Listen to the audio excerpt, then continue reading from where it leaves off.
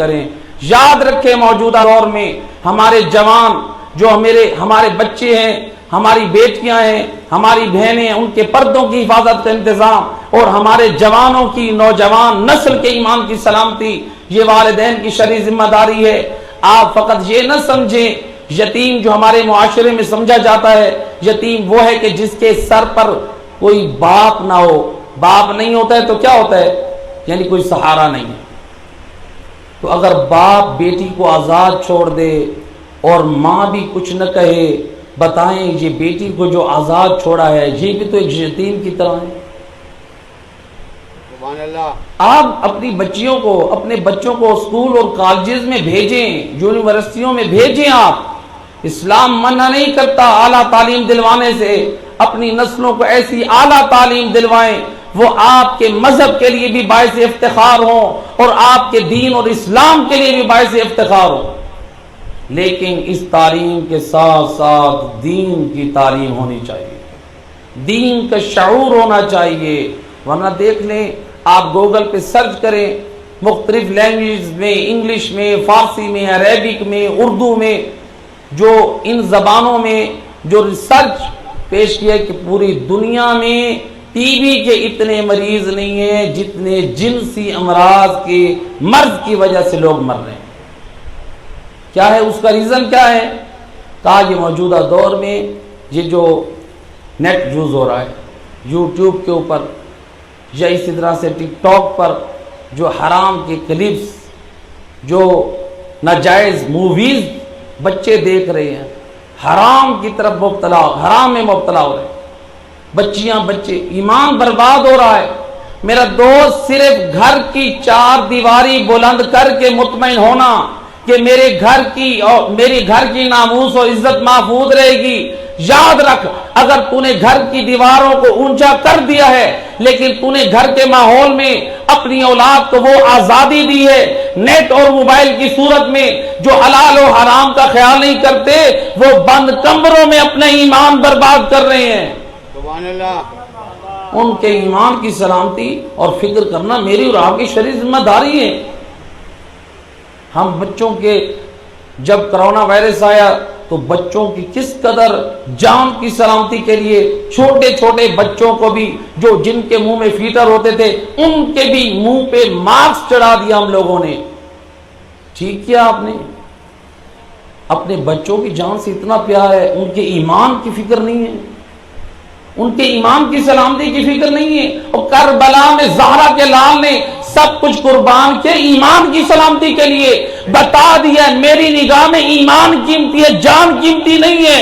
جو میں زہرا کا لال حسین اپنی قیمتی جان کو اللہ کے دین کی بقا کے لیے قربان کر رہا ہوں. کربلا کے پیغام کو سمجھیں، مقصد کربلا کو سمجھیں، حسینیت کے پیغام کو سمجھیں. اپنی نسلوں کے ایمان، اپنے جوانوں کے ایمان کی سلامتی کی فکر کریں.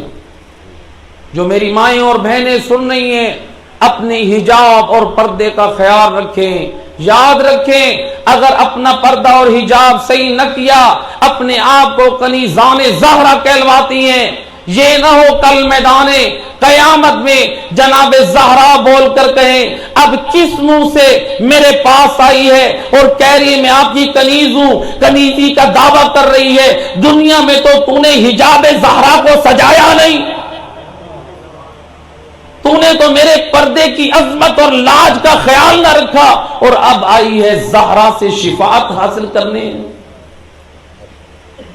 علماء اہل سنت میں سے ایک مورخ ہے، انہوں نے جناب زینب عالیہ کے حالات ایک کتاب لکھی ہے، اس میں نے روایت پڑھی ہے. وہ کہتے ہیں جناب زینب عالیہ کا فرمان ہے کیا، جو خاتون بے پردہ ہو کر میرے پردے کو روئے وہ مجھے شمر و خولی سے زیادہ تکلیف دیتی ہے. اس لیے کہ اس کو پتا ہے علی کی بیٹیوں کی چادریں چھینی گئی ہیں، یہ رو بھی میرے پردے کو رہی ہے پھر بھی میرے پردے کو سجا نہیں رہی.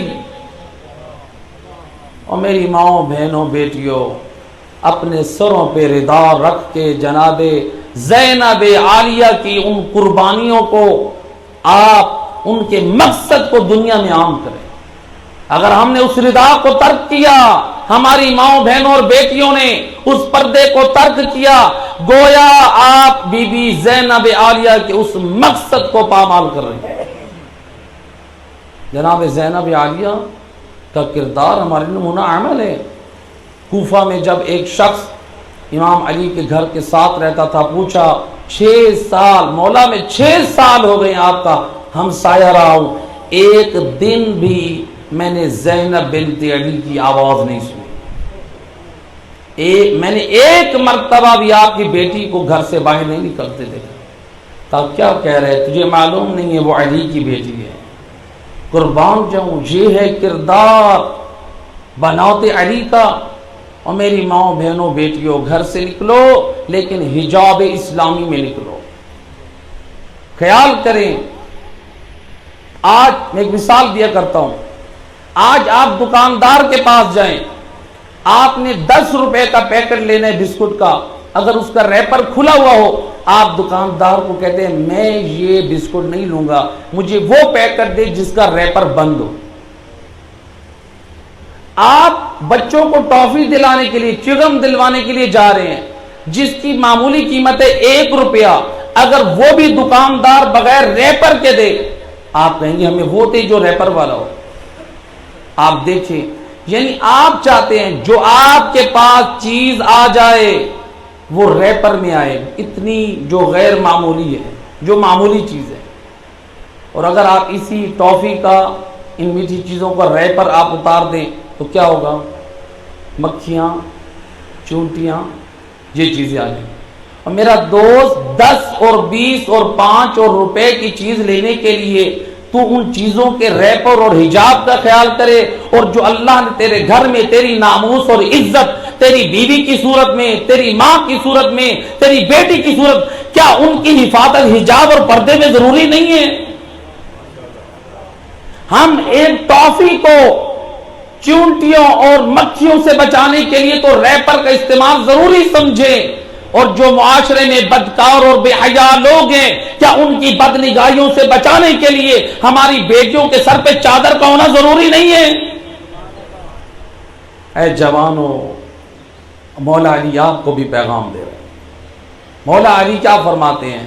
فرماتے ہیں اگر کوئی عورت پردہ ترک کرتی ہے، یہ نہیں کہا وہ عورت بے حیا ہے، اگرچہ وہ بے حیائی کا ارتکاب کر رہی ہے، لیکن امام فرماتے ہیں اے دنیا والو سن لو، مجھ علی حیدر کرار کی نگاہ میں بے غیرت وہ ہے جس کی بیوی کا پردہ ناقص ہے۔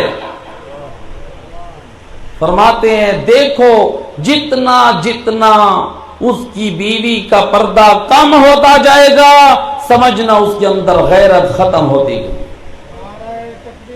اللہ اکبر، یا رسول اللہ،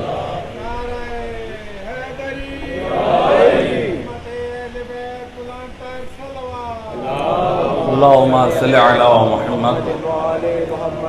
پردہ اور حجاب یہ ضروری ہے۔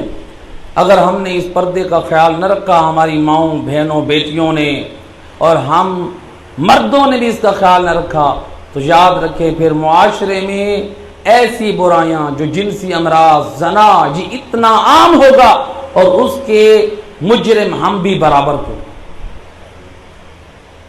ملتا ایک واقعہ میڈیا پہ بھی آیا تھا، اخبارات میں بھی چھپا، ایک شخص کا قتل ہوا، اس کی قتل کے بعد اس کے تمام دوستوں کو اریسٹ کیا گیا۔ جب تفتیش ہوئی، دوران تفتیش ایک دوست کو تو گھر والے کہہ رہے تھے یہ نہیں، یہ ہمارا بیٹا، بیٹے کی طرح یہ دوست ہے، اس کا بہت ہمارے گھر میں آنا جانا ہے۔ پولیس والوں نے کہا کہ سب سے پہلے تفتیش ہی اسی کی کریں۔ جب تفتیش ہوئی، معلوم ہوا جس کا زیادہ آنا جانا تھا، جو اجنبی تھا، وہی اپنے دوست کے قتل کا سبب بنا ہے۔ اب تفتیش میں بتایا گیا کیوں قتل کیا؟ تو اس گھر میں آتا تھا، اس گھر کے بڑوں نے تجھے بیٹا بنایا ہوا تھا، تیرے دوست نے تجھے اپنا بھائی بنایا ہوا تھا، تو ہر وقت جہاں پر چائے کی پیالی اور کھانا کھاتا تھا، بتا کیوں یہ بدبختی تیرے اندر آئی؟ کہا کہ ایک دن میرا یہی دوست اپنی زوجہ کو لے کر شادی پہ جا رہا تھا جو اس کی بیوی بے حجاب اور میک اپ میں اس کے اس حسن و جمال میں وہ فریفتہ ہوا کہ شیطان نے ورگلایا کہ اتنی حسین و جمیل عورت جو تیرے دوست کے پاس ہے اگر تو اس کو راستے سے ہٹا دے تو یہ تیری زوجہ بن سکتی ہے. کہ یہ سبب بندی کہ نامحرم کی طرف نگاہ غلط کا استعمال کرنا. اے جوانوں اپنا بھی ایمان کی سلامتی کی فکر کریں. دونوں چیزیں نوجوان بھی اپنی نگاہوں پہ کنٹرول رکھیں اور ماں بہنوں اور بیٹیوں کو بھی حجاب کی طرف توجہ دلائیں. معاشرے میں پاکیزگی اور طہارت تب آ سکتی ہے ہمارا جوان بھی باکردار ہو اور ہماری خواتین بھی باکردار ہو. تو لہذا حجاب اس قدر ضروری. دیکھیں حجاب کے ترک کرنے کا نقصان کیا ہوا؟ قتل جیسے گناہ میں مبتلا ہوئے. اور فقط یہ نہیں ہے کہ بے حجابی کی وجہ سے قتل میں یہ مبتلا ہوئے. تاریخ کا وہ عظیم واقعہ، دردناک واقعہ جو ایک سوال کیا جاتا ہے اسلامی پہلیوں میں، اگر آپ سنتے ہو کہ سب سے کائنات میں مہنگا حق مہر کس کا ہے، جو سوال ہوتا ہے تو اس کا جواب یہ ہے سب سے زیادہ حق مہر اس بدنصیب عورت کا تھا جس نے اپنا حق مہر قتل علی ابن ابی طالب قرار دیا تھا. کیونکہ کائنات میں علی مولا کے خون کی قیمت کائنات میں نہیں ہے. اس بدنصیب عورت نے علی مولا کے قتل کی شرط رکھی. جو عبد الرحمن ابن ملجم خارجی جب کوفہ میں آیا تھا قتل کے ارادے سے، لیکن جب اس کو کوئی لے کر گیا اس کو تاما خارجی کے گھر میں جس کا باپ اور بھائی جنگ نہروان میں مارا گیا، اس نے یہ قسم کھائی تھی میں اس وقت تک آرام سے نہ بیٹھوں گی جب تک علی سے باپ کا اور بھائی کے قتل کا بدلہ نہ لے لوں. جب یہ عبد الرحمن ابن ملجم ملعون یہ وہاں پر ٹھہرا تو اب قطامہ کو بتایا گیا کہ اس مقصد سے آیا ہے تو کہیں ایسا نہ ہو کہ اپنے مقصد سے پیچھے ہٹ جائے. اس نے کہا کہ فکر نہ کرو میں اس کو اس کے مقصد تک پہنچاؤں گی. کیا کیا ملتا ہے تاریخ میں، اگر یہ نماز بھی پڑھ رہا ہوتا تھا تو وہ اپنا بناؤ اور سنگار کر کے بغیر حجاب کے اس کے سامنے آ جاتے تھے. یہ اپنی نماز توڑ دیتا تھا. اس کے سامنے کھانا رکھنا، چونکہ خارجیت تھی، وقت کے امام کی معرفت نہ تھی. جب معرفت امام ہو تو پھر ایسے اعمال نہیں ہوتے ہیں. تو لہذا یہ اس خاتون کے عشق میں گرفتار ہوا. 3 شرطیں اس بد نصیب عورت نے رکھی کہ میرا حق مہر کیا ہے. 3000 درہم، 1 کنیز یا غلام، اور خون علی ابن ابی طالب. یہ عبد الرحمن ابن ملجم ان 3 شرائط پر کہا کہ میں راضی ہوں. اب دیکھیں ریزن کیا بنا. اگرچہ وہ ناسبی، وہ خارجی قتل علی ابن ابی طالب کے لیے آیا تھا، لیکن اس کو مزید رغبت اور شوق اور اس کے ارادے کو اور مضبوط کرنے میں کس کا کردار تھا؟ اس بد کردار عورت کا کہ جس نے بے حجابی کے ساتھ اپنی طرف مائل کیا اور پھر قتل علی کے لیے آمادہ کیا. یعنی یہ بے حجابی یہ اس قدر ہے کہ انسان جب اس طرح سے گناہ میں مبتلا ہو تو اپنے وقت کے امام کے بھی مقابلے میں آ سکتا ہے. آج بعض خواتین کہتی ہیں جب ان کو پردے کی بات کی جائے کہتی ہیں کہ پردہ دل کا ہونا چاہیے. یہ ایک عام بات چل رہی ہے، پردہ دل کا ہونا چاہیے. اور میری ماں، میری بہنوں، میری بیٹیوں، روایت کہتی ہے جب ایک مرتبہ سید الرسل نے جناب سیدہ کے گھر میں آنے کی اجازت چاہی اور ادھر سے رسول اللہ فرماتے ہیں اے میری لخت جگر میرے ساتھ صحابی بھی موجود ہے. سید اور ابن مکتوم جو نابینا صحابی تھے، جناب سیدہ فرماتی ہیں بابا ذرا رک جائیں, روک دے دروازے پر, میں ذرا کمرے میں چلی جاؤں. سید الرسل امت کی عورتوں کو فاطمہ زہرا کا پاک کردار پہنچانا چاہتے ہیں. فرماتے ہیں او میری لخت جگر, او میرے کردار کی وارث بیٹی, میرا صحابی تو نابینا ہے. فرماتی ہیں بابا وہ نابینا ہے, لے میں نہیں چاہتی میرے بدن کی خوشبو بھی وہ نابینا صحابی سونگے. جو روایت کا اصلی جملہ ہے وہ یہی تھا کہ میں نہیں چاہتی کہ فاطمہ زہرا کے وجود کی خوشبو بھی اس نبینا صحابی کے تک پہنچے. فاطمہ زہرا کا یہ کردار. اور میری ماں, بہن, میری بیٹی, یاد رکھ, فاطمہ زہرا وہ بی بی ہے جس کی عصمت و طہارت کی گواہی اللہ قرآن میں دے رہا ہے. جو اتنی پاک بی بی ہے وہ نابینا صحابی کے ہوتے ہوئے کمرے میں پردہ کر رہی ہے. بتا تیرے پاس کتنی طہارت ہے جو تو کہہ رہی ہے کہ دل پاک ہونا چاہیے اور مجھے پردے کی ضرورت نہیں ہے.